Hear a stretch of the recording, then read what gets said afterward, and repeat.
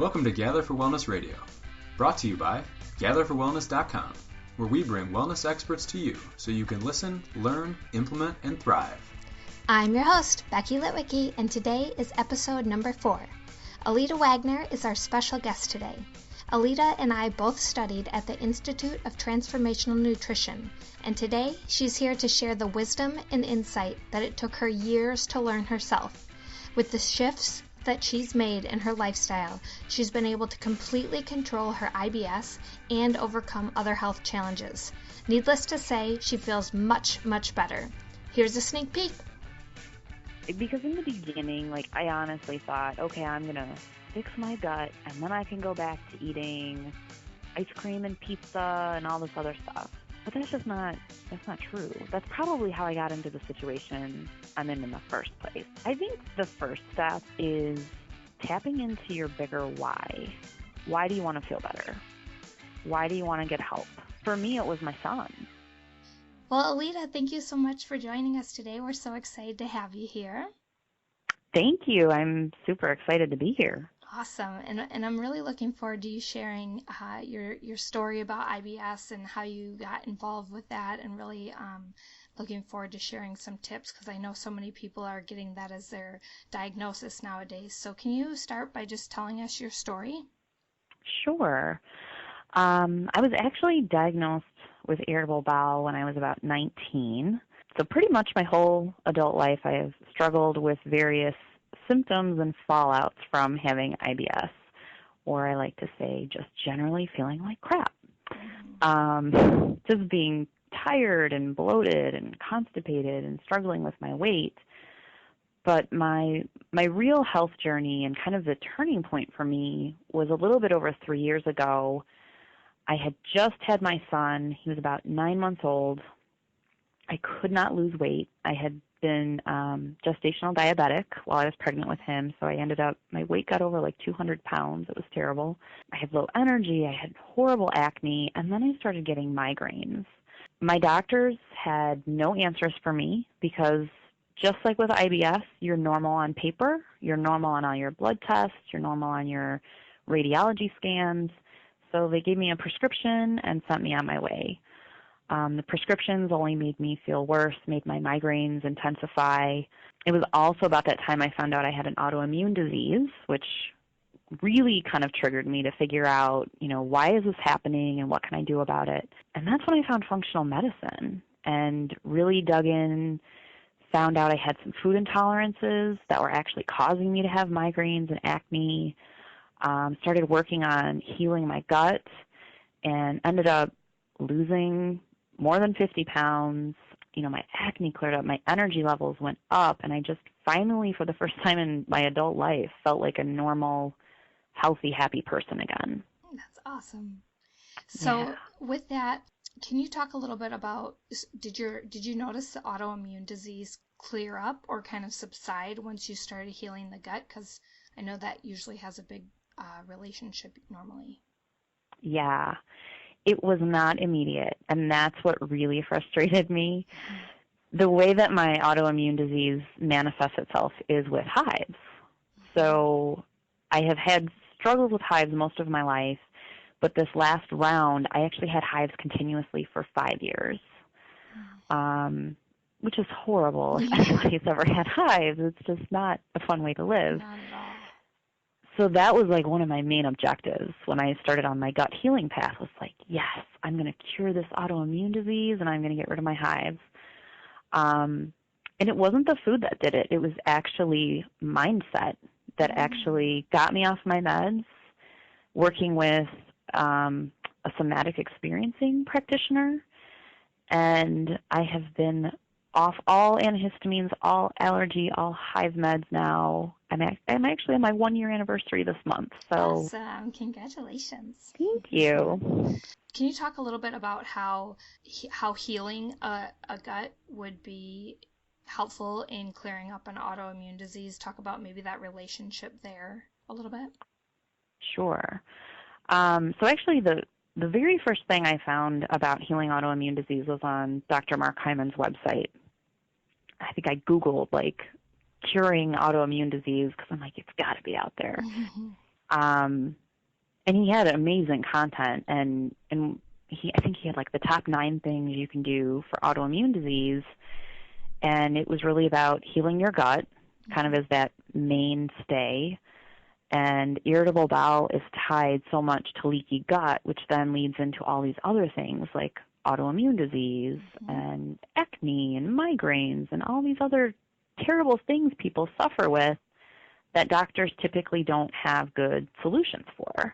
So when you have a leaky gut, it's basically like you've got kind of, if you think about a cheesecloth or like a piece of gauze, there are these tiny little holes that, they catch bigger particles of like food, but things that are a little bit smaller can slip through those holes and actually get into your bloodstream. So your immune system kind of goes on to hyperdrive, like, wait, what is this, what is coming through the system, and we have to attack it. And those things start to mimic body tissue, and then your body starts attacking yourself, and that's how you end up developing autoimmune disease through leaky gut. Yeah, it's a pretty scary thing. I feel like the rate of people being diagnosed with IBS has been pretty much increasing a lot over the last few years. Is that right? I would agree. Yeah. I think we live in a stressful society, and stress has a big component with IBS.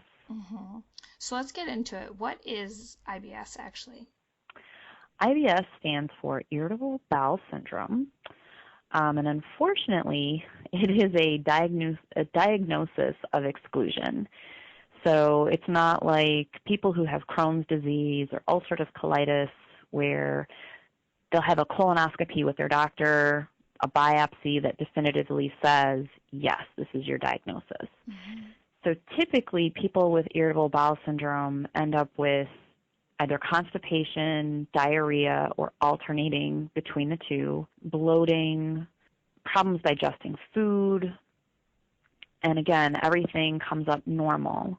So what's really frustrating is your doctor will put you through a whole barrage of tests to prove that you don't have anything more serious, so they can tell you, yes, you have irritable bowel syndrome.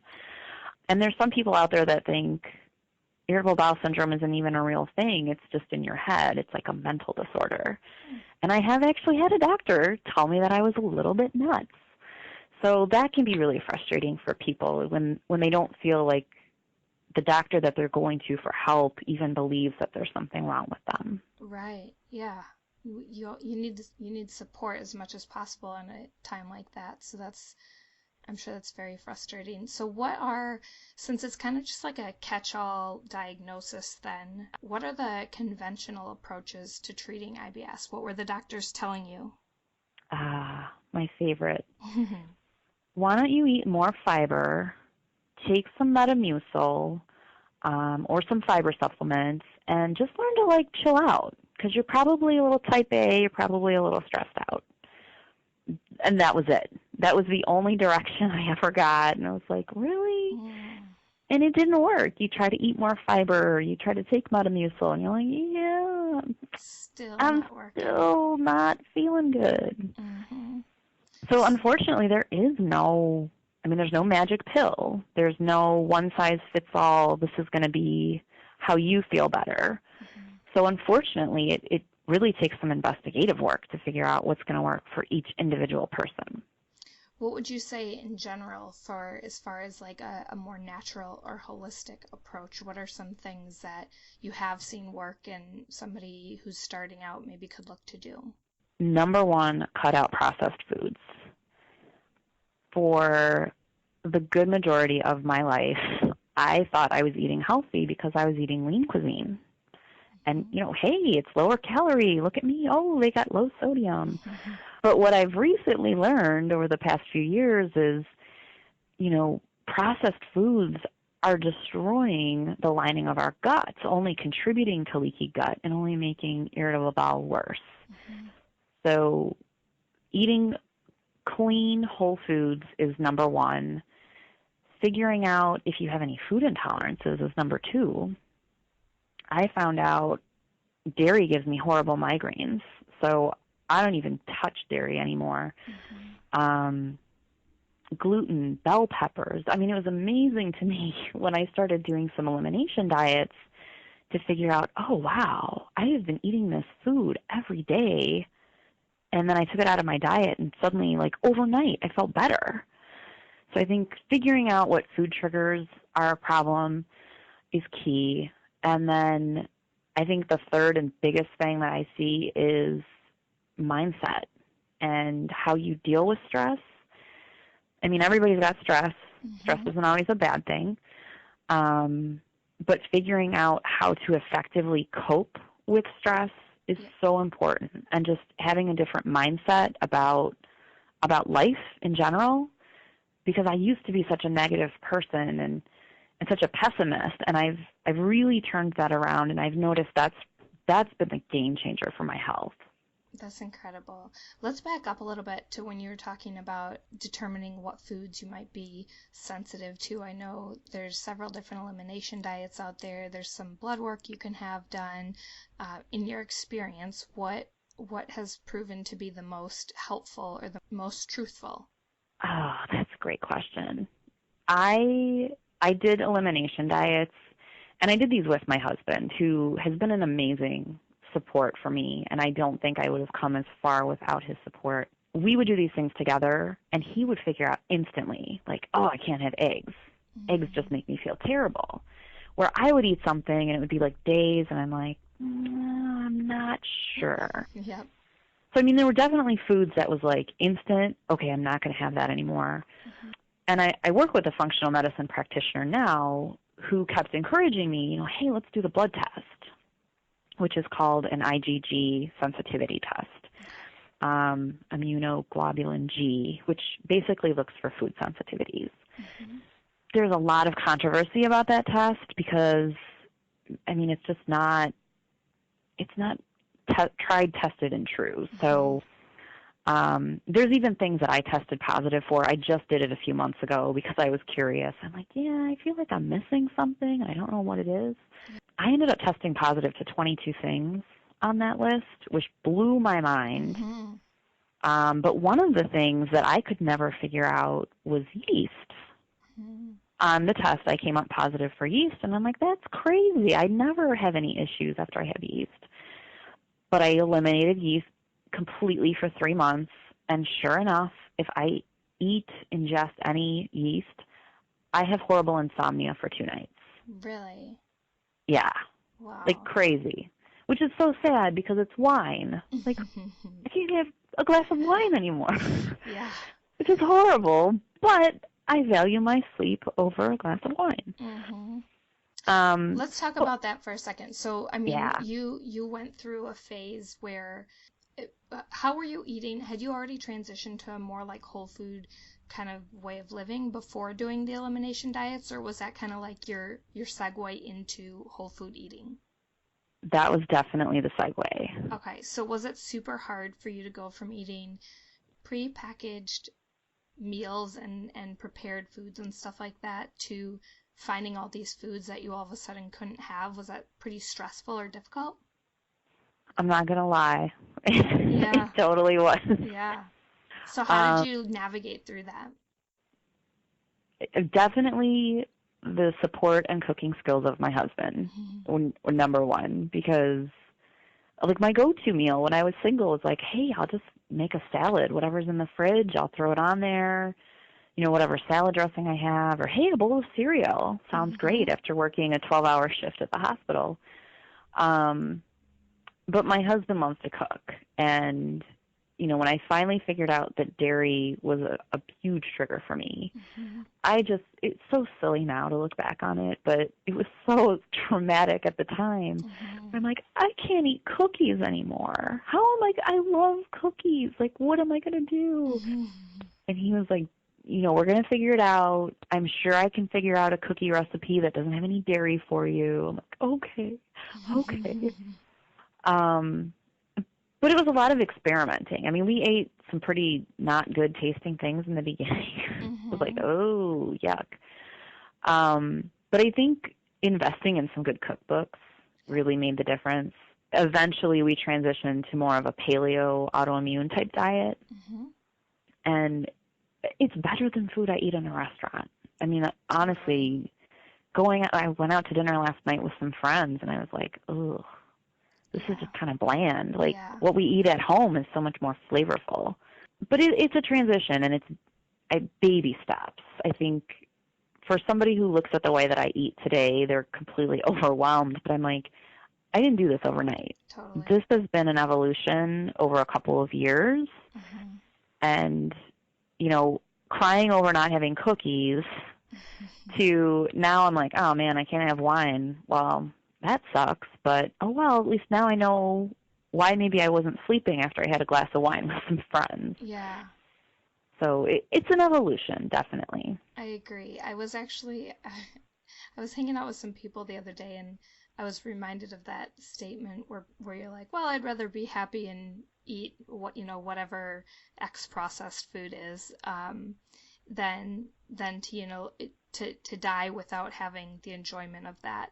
And I totally used to say stuff like that all the time before, like, oh, I'd rather eat ice cream every day than die a sad person, and now it's kind of like this evolution of my mindset has totally changed. It's like, it's not a matter of like deprivation. At some point you get to a point where you've found ways to substitute the things that you really miss. You don't miss a lot of the things that you thought you would.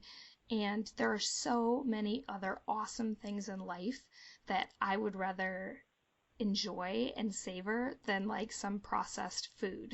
Like, life is so much more than just that. But I know in the beginning it can be really kind of frustrating and overwhelming. But the awesome thing is we have great people like you who are good resources, who have been through it and can be super supportive. Thank you. And great resources like you who know how to make tasty, healthy food for people to eat too. Well, thanks. Yeah, I have fun with it. So you mentioned autoimmune paleo. We've had a couple other guests on the show bring up paleo. What is the autoimmune spin that you would put on paleo? How does that differ from just a regular paleo diet? It's everybody kind of defines paleo a little bit differently, and I know there's a specific autoimmune protocol, and I'm not following it to that. Mm-hmm. But it's really about reducing inflammatory foods in the diet, and that might be different things for different people. Like, for example, I specifically have no problems with gluten. I can eat gluten, and I'm okay for the most part. I didn't test positive for it on that IgG test, but it's an inflammatory food, so I just don't eat it. And especially people with autoimmune disease, gluten is a major trigger for inflammation in the body. So, trying to adhere to those types of principles, and what causes inflammation for me might be different. Like, I can't eat bell peppers. Bell peppers send me running to the bathroom if I eat a bell pepper. So to me, that's an inflammatory food. I don't eat that. So everybody else is going to have a little bit of a different spin. Terry Walls is like the guru of autoimmune paleo. She actually really reversed her multiple sclerosis with that type of protocol. I'm fortunate in that I don't have to be that strict with it, but there are definitely different variations of that for everybody. Totally. So what are some things that people can do? Because we've mentioned now a couple times that this can be somewhat overwhelming to get into, and I know that the conventional treatments are just to get more fiber. So can you talk about how somebody might take their first steps into a more natural approach? I think the first step, and I see this more and more talking to people, is tapping into your bigger why. So why do you want to feel better? Why do you want to get help? For me, it was my son. I mean, I had this horrible migraine like for 4 weeks in a row, and I'm like, God, I feel like I'm dying. Nobody knows it yet because everything's normal on paper, but I feel like my body is dying, and I'm not going to get to see this little boy grow up. And that was just soul crushing to me. And the next day I resolved, like, no. I mean, I got kind of angry. I'm like, I'm going to figure this out. It's not acceptable. Nobody has to live like this. This is crazy. And I've always kept that as my bigger purpose. You know, I want to be healthy because I want to be that wife and that mother to my family, because they deserve that. They don't deserve somebody who's just feeling terrible and tired and just wants to lay on the couch all the time. I love that. Yeah, and there's so many people that I talk to that are like, oh, I just want to lose weight, or I want to do this, and they're good for like a month. Mm-hmm. And then I'll see them, they're eating like this giant piece of chocolate cake with an orange soda, and I'm like, what happened? And it's because I think if you don't really value your health, it's just going to be another, okay, I can do this quick fix, or I'll do this diet and everything will get better. Because I even thought that in the beginning. One of the first programs I did was Solving Leaky Gut, which is an SCD diet. Mm-hmm. And in my head, I'm like, okay, I can do this for 30 to 90 days. Like, yeah, it's fine. And then I'll figure out what I can eat, and I can go back and I can eat my cookies and my popcorn and my chips, and life will be good again. Right. But over the course of time, it was like, I can't go back. Like, I feel too good. Mm-hmm. And, it's not worth it to have, like, a bag of M&Ms now, because I know that's going to make me feel so much worse. Right. Yeah. So I think getting into that mindset of just why do you want this? Why do you want to feel better? And what are you willing to do? Like, deciding what are your negotiables? And then after that, I think it's trying to substitute. Eliminating lean cuisine. But maybe for somebody who doesn't cook a lot, like a salad's not too intimidating. Shopping the perimeter of the grocery store to just get things that don't have labels on them. Mm-hmm. And trying to figure out, what do you like to eat and what are you willing to try? Because I never really liked fish, but I found out I actually kind of like fish now. So I think it's experimenting and making simple swaps, but trying at all costs to just avoid that middle section of the grocery store. Yeah. There's so many things. You can get into really the nitty-gritty of certain ingredients that are extra irritating on the gut or disruptive to mood or things like that. But just in general, like, if you want to keep it simple, like you're saying, just avoid the things with labels, or especially the ones with, like, an entire side panel of ingredients. Like, those are not real food things. They're all processed and, right, stripped away of anything that's going to be beneficial. I mean, this might be TMI, but I'm going to share it. Please. So the Bulletproof diet, Dave Asprey, I was recently traveling and they had Bulletproof bars for people to try. And I was like, oh, awesome. I've always wanted to try this stuff. This is amazing. So I'm eating it. I'm like, wow, this is really good. It's gluten-free. It's dairy-free. This is the best. I got the worst gas.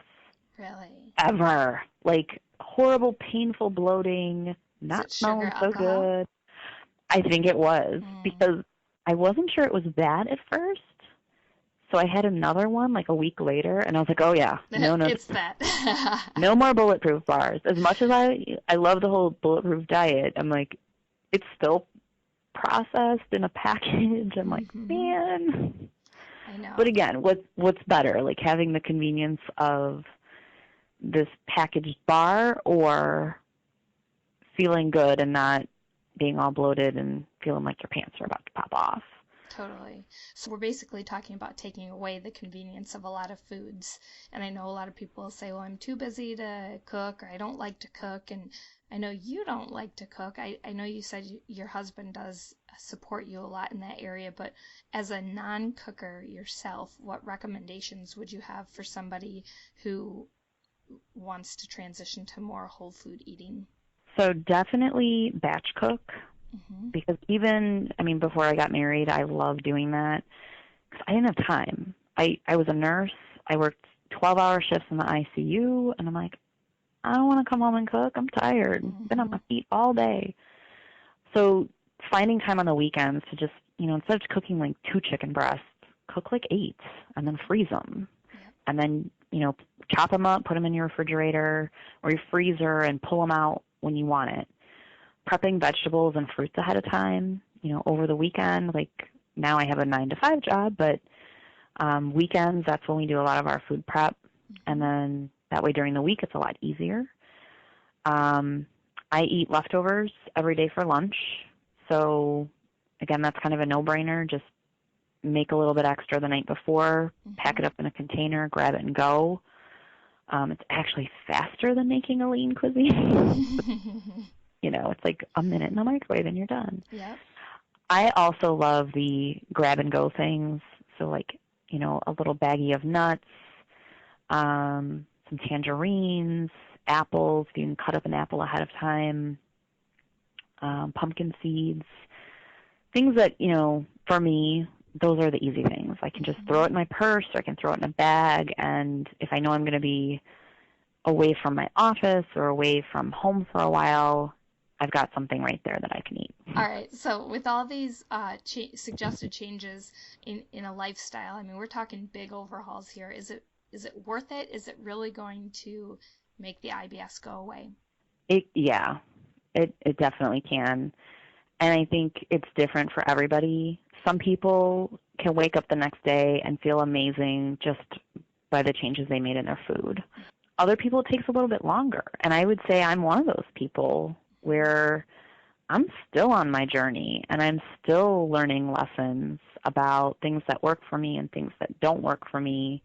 So maybe it doesn't go away, because I think that might be giving kind of a false sense of reassurance. But I think you can control it. Yeah. And become aware of all your triggers and that seems like a big part. Because in the beginning, like, I honestly thought, okay, I'm going to fix my gut and then I can go back to eating ice cream and pizza and all this other stuff. But that's not true. That's probably how I got into the situation I'm in the first place. Like, if I really think back, how did I end up getting IBS in the first place? I grew up drinking Kool-Aid for dinner every night. I mean, that was like the joke in the neighborhood. We would come out after dinner to play, and we all had Kool-Aid mustaches. We ate a lot of packaged foods. I mean, my mom just didn't know any better.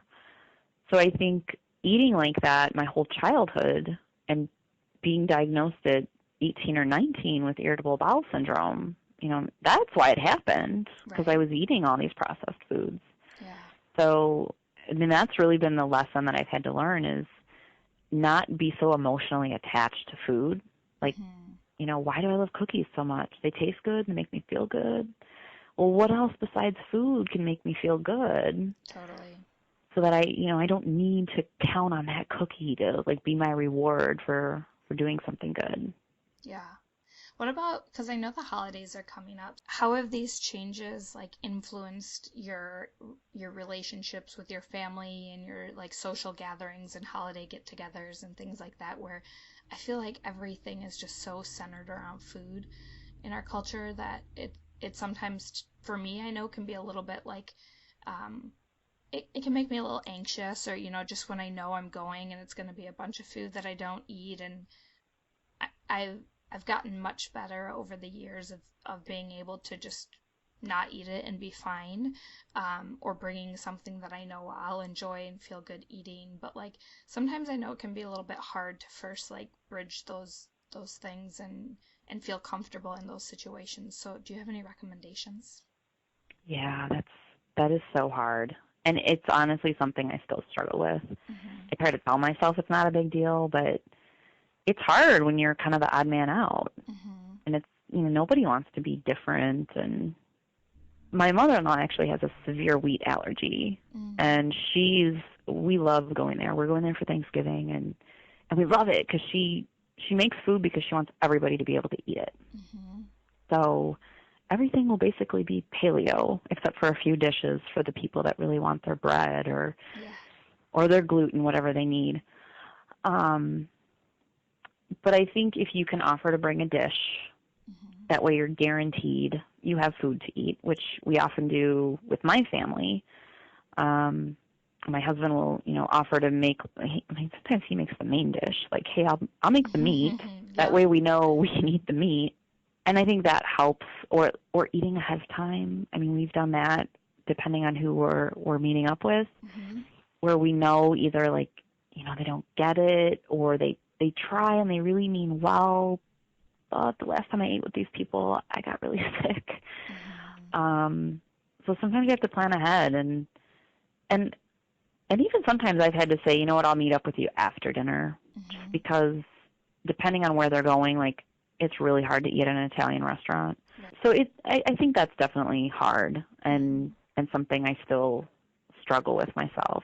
I think for me too, I found that in the beginning it was a matter of telling people that I didn't eat something because, like, I didn't necessarily understand all the right reasons to begin with.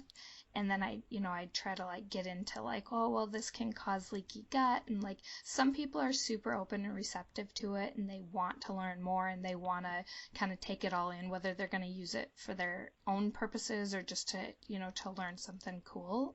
But I think too, like, I got to a point where I was like, listen, there's so many people I know that, like, okay, maybe they don't like chocolate, so they don't eat chocolate because they don't like chocolate.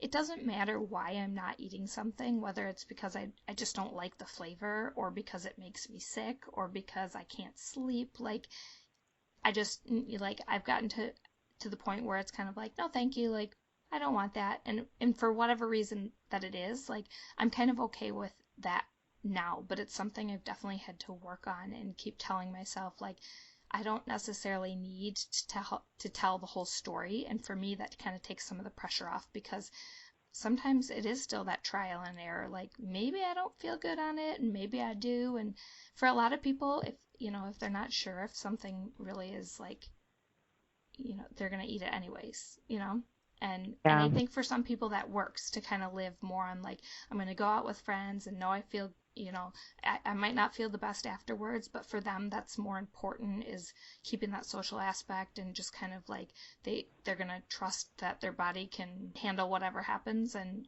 they'll be okay. And then other people like to avoid it as much as possible. And I think you just have to figure out what works best for you. Yeah. I also think, with the holidays it's a little bit tougher, but trying to come up with activities to do with friends that don't revolve around food. Yeah.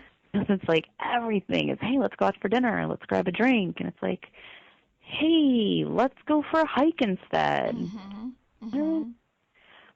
But I think when you start shifting it a little bit and getting creative to come up with other things to do besides sitting around a table eating, I think that helps too. Absolutely. I love that idea.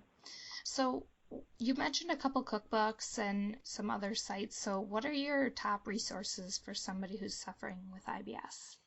I love Mark Hyman. Dr. Mark Hyman is, he was the reason I started this whole journey. Functional Medicine, the Institute of Functional Medicine, I think it's functionalmedicine.org. You can actually go out there and find a functional medicine practitioner near you to work with. Functional medicine is amazing because it's not rejecting conventional medicine in any way, but they're really looking to the cause of your symptoms instead of just blindly trying to treat your symptoms. Well, why do you have constipation? What else is going on in your body that's off balance? And let's address that reason, and then that'll fix your constipation. SCDlifestyle.com, that was another huge one that really turned it around for me. Of course, ITN. I don't think I would have found the whole mindset part of this journey without the Institute of Transformational Nutrition. Those are really my big ones.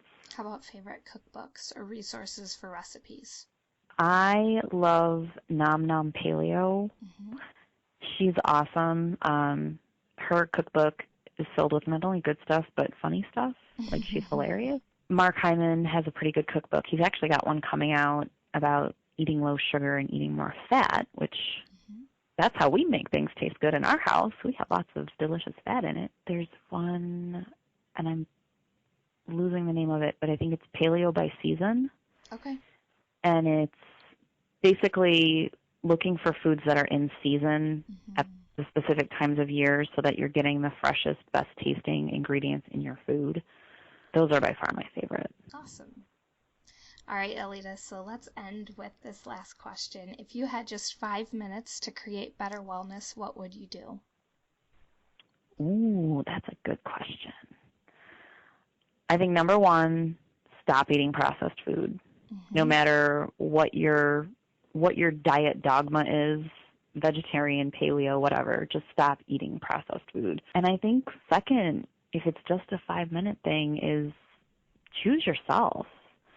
Love yourself enough to make healthy choices.